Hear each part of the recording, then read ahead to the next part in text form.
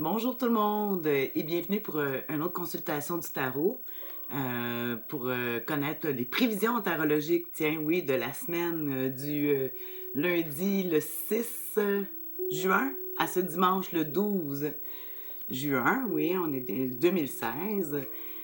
Oui, mon nom est Tania Bélanger, je suis coach tarologue. Je suis aussi enregistrée, tout le monde me connaît mieux au nom de la sorcière bien-aimée du Nord que vous pouvez trouver partout sur Google. En pitonnant, vous allez trouver mon site internet et tout. Mais comme à toutes les semaines, depuis le mois d'octobre 2015, je consulte 3 cartes du tarot pour nous tous, hein, pour nous diriger parce que l'avenir n'est pas écrit. En plus de nos façons de penser, nos actions, je vais tirer 3 cartes. Une pour connaître c'est quoi notre humeur de la semaine, quelle va être notre humeur, les défis, une deuxième carte pour les défis, et quelle sera l'attitude gagnante à observer. Moi, j'aime bien, en tout cas, toutes les semaines, je regarde pour moi, et ça fonctionne, ça m'aide. En tout cas, de toute façon, je dis toujours des choses pour justement se donner un pouvoir, justement, sur la vie et notre avenir. C'est ça, une coach tarologue.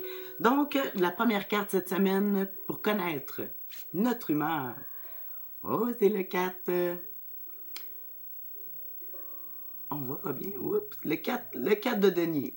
Alors, on voit ici quelqu'un hein, qui tient les deniers qui représentent l'argent, hein, le temps, l'argent, les possessions matérielles. Avec un 4 de denier, ici, on voit que même on l'appelle la carte de Séraphin. Mais on dit que là, il faut bien comptabiliser nos choses. Cette semaine, là, il va falloir... le budget est serré, notre temps est compté. Il faut bien comptabiliser ça.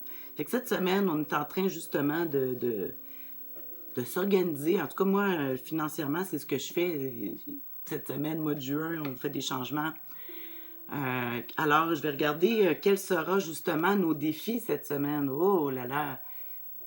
Ça, c'est une carte difficile. C'est le 7 d'épée. Ouais, c'est une carte assez négative. On voit comme quelqu'un, hein, c'est comme, des fois, il y en a qui appellent la carte du vol, les épées, mais on dit aussi que c'est que de partir précipitamment pour, on est prête à en laisser, à perdre des choses pour pouvoir s'en aller dans la liberté ou tout ça, ou ben il faut faire attention à ce que des gens ne nous volent pas aussi. Hein, parce que ça peut être aussi, comme je dis, la carte du vol, quelqu'un qui vient prendre des choses sans nécessairement le vol. C'est quoi le vol? C'est pas juste l'argent, c'est aussi des fois des vols d'idées, tiens, même.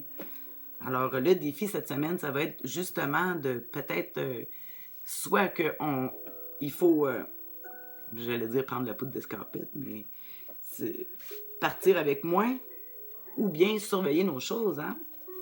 Fait que, si je trouve que ça va bien avec l'attitude de la semaine, qu'on est un petit peu plus comptable, qu'on est plus côté gestionnaire. Fait que oui, si le défi, ça va être justement de peut-être trouver des moyens pour justement arriver mieux. Je vais regarder l'attitude gagnante cette semaine.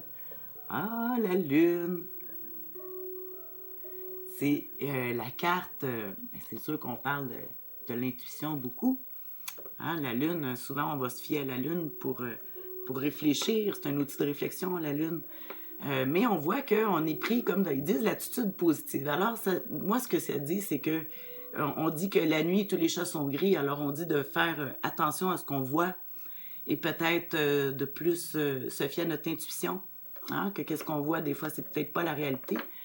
Puis, tu sais, je vois quand même, tu sais, si justement on a à faire face à des difficultés comme ici, comme avec le 7 d'épée, mais puis en tout cas, c'est aussi la carte de déménagement. Ouais, des déplacements.